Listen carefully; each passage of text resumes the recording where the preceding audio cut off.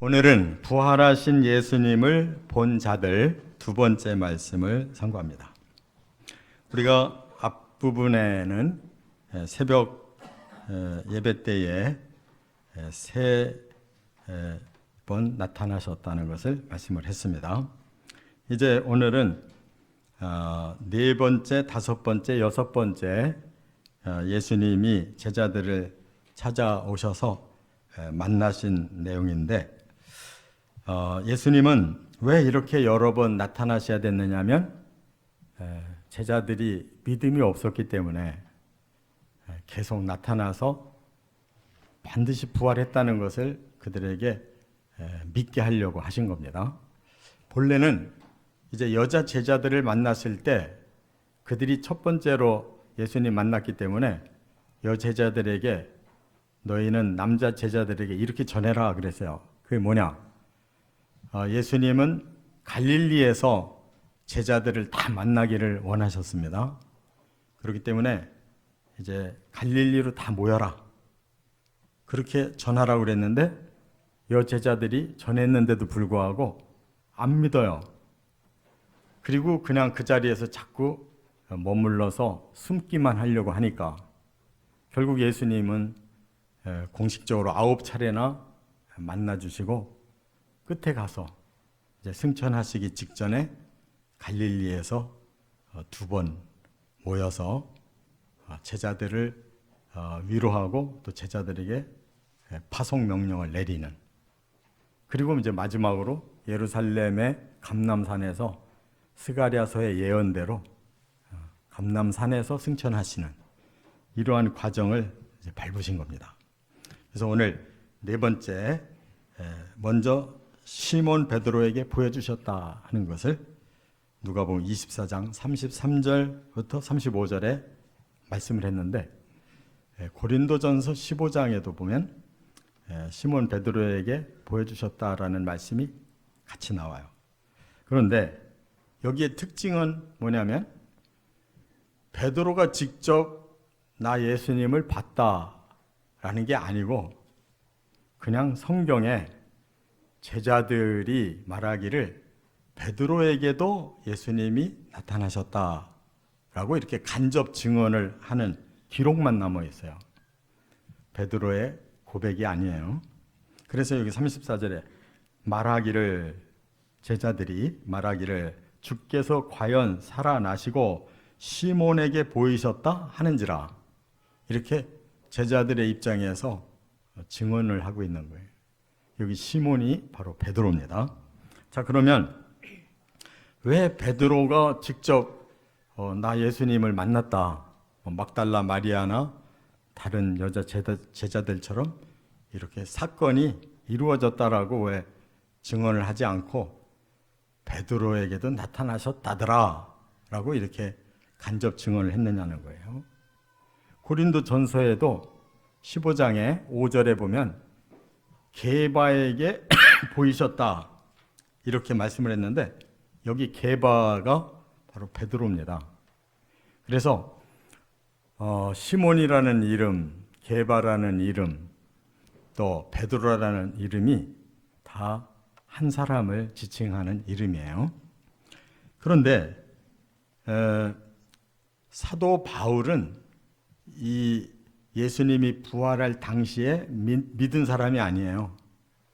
오히려 그보다 10년 후까지 계속 그리스도인들을 잡아서 가두고 또 죽이는데 앞장섰던 그런 악한 사람이었는데, 10년 후에 이제 예수님을 만났지 않습니까? 그래서 자기도 고린도전서 15장에 나도 만삭되지 못한 나까지도 예수님을 봤다, 부활하신 예수님 봤다 그랬어요. 이제 그때는 좀 특별한 상황입니다. 그리고 사도 바울이 그 10년 후에 예수 믿고 나서 고린도 교회에다가 부활론을 잘 정리해서 편지를 보냈어요. 그게 바로 고린도전서 15장인데, 거기에 부활을 설명하려다가 예수님 부활할 때 본 사람들이 제자들도 다 받고 베드로도 받고 또 야고보도 예수님을 봤다 그랬어요. 근데 이 야고보가 누구 야고보냐가 중요합니다. 본래는 예수님의 12제자 중에 처음 4사람이 뽑혔는데 그 야고보와 요한 이렇게 형제가 있는데 그 야고보가 아니냐 생각할 수가 있는데 그 사람이 아니고 예수님의 그 육신의 동생이 있어요. 4사람이 성경에 나오는데 그 중에 첫 번째가 바로 야고보예요. 근데 사도 바울이 그 말씀을 전할 때에는 이미 교회는 10여 년 정도가 지난 후고, 그래서 사도 바울의 관점에서는 그때 누가 지도자냐라는 관점으로 쓴 거예요. 그래서 베드로가 분명히 지도자였고 예루살렘 교회는 야고보가 지도자가 된 거예요. 야고보가 예수님을 언제 봤냐? 120여 명의 성도들이 이제 부활하신 예수님을 믿고 너희는 기도하고 있으면 성령 받을 거다 하신 말씀에 이 사도행전 2장에 보면 거기 120명 모였다고 그랬거든요. 그 120명의 일부 명단을 쭉 얘기했어요. 거기에 바로 야고보와 유다 이제 이 형제들도 거기에 참여했단 말이에요. 그래서 부활을 보고 예수님 말씀대로 120명의 성도들이 함께 마가의 다락방 기도하다가 열흘 만에 성령 받은 것입니다. 그렇기 때문에 이 베드로가 이렇게 간접적으로 드러나 있는 것은 어떤 의미가 있느냐? 예수님이 9차례를 만나시는 동안에 갈릴리에서 아주 중요한 말씀을 베드로에게 하셔요. 베드로야 부르니까 베드로가 예수님 말씀하세요 할 때 네가 나를 사랑하느냐라고 물으셨어요. 베드로가 말을 못합니다. 예수님이 아십니다. 그렇게만 말을 하지 자신 있게 제가 예수님 사랑합니다 말씀만 하세요 이러질 못해요. 왜? 그 사이에 지은 죄가 있기 때문에. 십자가에 달리실 때 제자들이 다 도망갔어요. 그런데 그 중에 베드로가 그래도 열심히 있었던 사람이고 또 의리와 양심이 있으니까 멀찍이 예수님이 그 대제사장의 관정에서 신문을 당할 때 멀찍이 구경을 하고 있었거든요. 그런데 거기서 본인이 발각이 돼요. 3번이나 너 예수와 함께 있던 자 아니냐? 발각이 되니까 그만 겁이 나가지고 아니라 부인하다가 드디어 저주까지 해요. 예수가 도대체 누구길래 나보고 너 예수의 제자라고 하느냐 하고 도망갔어요.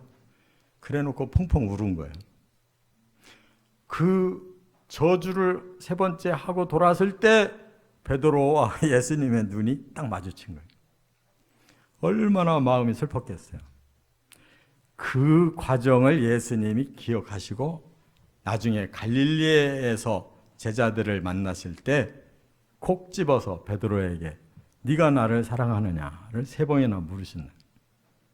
그리고 내 양을 내게 맡기니까 앞으로 내 양을 쳐라, 먹여라 그랬어요.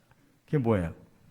교회 공동체에 앞장서는 지도자로 예수님이 위임하신 거죠. 그렇기 때문에 오늘 베드로에게 나타나셨단다 하는 것은 그냥 시작일 뿐이고 서서히 부활하신 예수님은 나타나실수록 초점을 베드로에게 맞춰서 결국 교회 공동체를 위임하셨다 하는 걸 깨달을 수 있습니다. 자, 그러므로 우리는 베드로 한 사람에게 예수님이 점점 초점을 맞추시는 그 뜻을 깨달을 때 예수님은 현재도 다 아시지만 미래도 다 알고 계시거든요. 그래서 결국 고린도 전서 15장을 통해서 베드로, 야고보, 사도 바울이 그 초대교회를 이끌고 나갔다는 것을 알 수가 있어요. 거기에 공통점은 다 부활하신 예수를 봤다는 사실입니다. 저와 여러분도 부활하는 예수님을 봐야 될 줄 믿습니다. 봐야만 우리가 부활한 거고, 그래야만 천국으로 가서 영원한 생명과 영광과 기쁨을 누리게 될 줄 믿습니다. 두 번째, 10제자에게 보여주셨다라고 말씀했는데, 여기 오늘 본문 36절부터 44절에 보면 이제 11제자라고 그랬어요. 저는 지금 10제자라고 말을 했는데 왜 한 사람이 차이가 나느냐? 본래는 10사람이 맞아요. 왜냐? 12명 중에 한 사람 가룟 유다는 탈락해서 없고 11명이 남았는데 11명 중에 도마라는 제자가 하필 그날 빠져버렸어요. 그래서 그냥 마가복음 16장 14절이나 오늘 누가복음 24장 36절 이하의 말씀에나 그냥 통칭으로 11명, 제자를 11명이다라고 인정하는 거고, 실제 참여한 사람은 도마 없이 10명만 참석했어요. 그런데 그들이 저녁에 음식을 먹고 있었다는 거예요. 거기에 갑자기 예수님이 들어오시니까 사람들이 반응이 뭐였느냐? 얼마나 놀랐는지 모르는 거예요. 왜냐? 아직까지 부활이라고 하는 그 진리에 대해서 제자들은 마음에 믿어지질 않는 겁니다. 우리가 지금 기독교인들도 부활을 믿는 사람이 퍼센트로 따지면 많이 없어요. 교회를 그렇게 오래 다녔어도 부활이 진짜 있을까? 이렇게 의심을 하지 마음에 확신을 하는 분들이 많지 않아요. 십자가는 믿는데 부활은 안 믿어요. 그러면 우리 죄는 깨끗이 용서를 받았는데 저주는 안 풀어지는 거예요. 깨달아야 될 줄 믿습니다. 두 가지는 똑같이 병행돼야 되는 거예요. 죄가 없으면 석방시켜야 되잖아요. 근데 죄가 없어졌는데, 십자가를 믿으니까 죄가 없어졌는데 그대로 감옥에 앉아 있는 거예요. 저주를 그대로 당하고 있는 거예요. 예수님이 부활을 시켜주셔야 저주가 풀려서 영원히 사는 몸이 되는 거란 말이에요. 그렇기 때문에 예수님이 너희에게 평강이 있을지어다 하고 집 안으로 들어오실 때 사람들이 반가워야 되는데 부활이 안 믿어지는데 예수님이 형상이 지금 보였거든요. 분명히 죽은 분인데 어찌 이렇게 형상이 보이나 해가지고 그들 생각에 상식적인 생각이 든 거예요. 그게 뭐냐? 되게 이렇게 씌운다고 그러죠. 없는 분이 갑자기 보일 때 환시 또는 환상이라는 것을 사람들이 가지고 있거든요. 그래서 이거 꿈인가 생신가 하는 생각이 들면서 이거 귀신이 영으로 예수님 형상을 해가지고 좀 나타났는가 보다 싶어가지고 막 벌벌 떠는 거예요. 반가워야 되는데 벌벌 떤 거라고요. 이거 귀신 영이 아닌가 싶어서. 그러니까 예수님이 어찌 이렇게 두려워하냐? 왜 의심하고 있냐? 그러면서 내 손과 발을 한번 봐. 내가 살아있을 때 십자가에 달려서 그 대못으로 손이 박혔고 발도 대못으로 박히지 않았느냐? 그걸 보여주면서 예수님이 증명을 시켰어요. 그래도 잘 안 믿으니까 예수님이 너희들 지금 저녁 식사 중이었는데 먹을 거 있으면 좀 줘봐. 그래서 생선 토막을 예수님이 받아가지고 직접 그 자리에서 드셨단 말이에요. 그러면 육체가 있는 거예요, 없는 거예요? 아니, 영으로 형상만 보였다면 사람이 먹을 수가 없는 거잖아요. 그러나 예수님은 그 자리에서 우리와 똑같은 사람으로 몸이 살아나셨기 때문에 먹는단 말이에요. 그러나 정확하게 말하면 우리 몸과는 달라요. 더 완전한 몸인 거예요. 할렐루야. 자, 이와 같이 예수님은 계속 보여주셔서 사람들로 하여금 믿게 하려고 하는데 사람들은 상식으로만 받아들여요. 지금까지 이 땅에 태어나서 살다가 죽은 사람이 다시 살아나서 지금까지 계속 살아있는 사람이 한 사람도 없어요. 그렇기 때문에 예수님이 살아났다는 말이 믿어지지 않는 거고 그게 상식적인 생각이에요. 그럼 어떻게 해야 달라지느냐? 예수님이 그래서 모세와 시편과 선지자의 글을 예수님이 다시 가르쳐 주시면서 거기에 예언된 말씀대로 내가 부활한 것이다. 하나님의 말씀을 믿는다면 내가 부활한 것을 또한 믿게 된다라고 가르쳐 주신 것입니다. 상식으로는 안 돼요. 하나님의 진리가 영으로 깨달아져야지 되고 하나님의 성령이 아예 내 마음속에 들어오셔서 나를 확신의 영으로 채워주셔야만 믿어진다는 거 꼭 깨닫고 성령까지 받아야 될 줄 믿습니다. 그래서 요 10명의 제자에게 나타나실 때가 또 요한복음 20장 22절에도 똑같은 내용인데 그때 예수님이 뭐라고 하셨느냐? 숨을 내쉬시며 그랬어요. 여러분 말을 하다가 잠깐 그치고 숨을 다시 내쉴 때에는 뭔가 중요한 말을 하는 거예요. 우리 임종 때에도 제가 많이 가보니까 숨을 껄떡껄떡 하다가도 뭔가 중요한 얘기를 해야 되겠다 하고 생각을 하셨는지 마음을 차분하게 가라앉히고 숨을 깊이 내쉬어요. 그리고 뭔가를 말을 한다고요. 그와 같이 예수님이 숨을 내쉬시며 하신 말씀이 뭐냐? 성령을 받아라. 할렐루야. 이게 정답인 거예요. 성령을 받아야 내 지성으로 아닌 하나님의 영으로 깨달아지고 확신이 들을 때 우리가 부활이 있구나라는 걸 믿게 되고 예수님이 지금 부활하셨구나라는 걸 확신할 수가 있다는 거예요. 자, 두 번째. 이제 11 제자에게 다시 보여주셨다는 거예요. 11 제자에게 다시 보여주셨어요. 요한복음 20장 24절부터 29절에. 자, 왜 그럴까요? 앞에서 보여주실 때 한 사람이 없었잖아요. 그런데 이 20장, 요한복음 20장에 보니까 그날 도마가 없었거든요.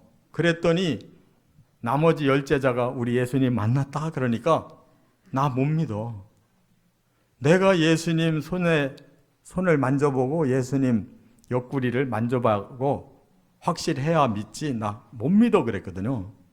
그랬더니 예수님이 요 도마를 위해서라도 다시 한번 보여주셔야 되는 거예요. 그러면 그 10제자가 예수님이 나타나셔서 보는 날은 언제냐? 주일날 저녁인 거예요. 부활하신 날 저녁. 알겠습니까? 네. 그런데 요 도마가 없어가지고 다시 나타나실 때는 언제냐? 한 주 후 월요일이에요. 8일 만에. 부활절 지나고 8일 만에 다시 예수님이 11제자가 있을 때 다시 나타나셨다 이거예요. 이건 분명히 도마에게 부활을 증거하려고 나타나셨다는 걸 깨달을 수가 있어요. 그래서 그 시간은 제자들이 어떤 상황이었느냐? 문을 꼭꼭 걸어잠근 상황이었다는 거예요. 아니 일주일 전만 해도 제자들이 문 걸어잠그지 않고 그냥 저녁 식탁을 자유롭게 했거든요. 그런데 8일 지나고 나니까 그날은 문을 꼭꼭 걸어잠그고 있는 거예요. 왜?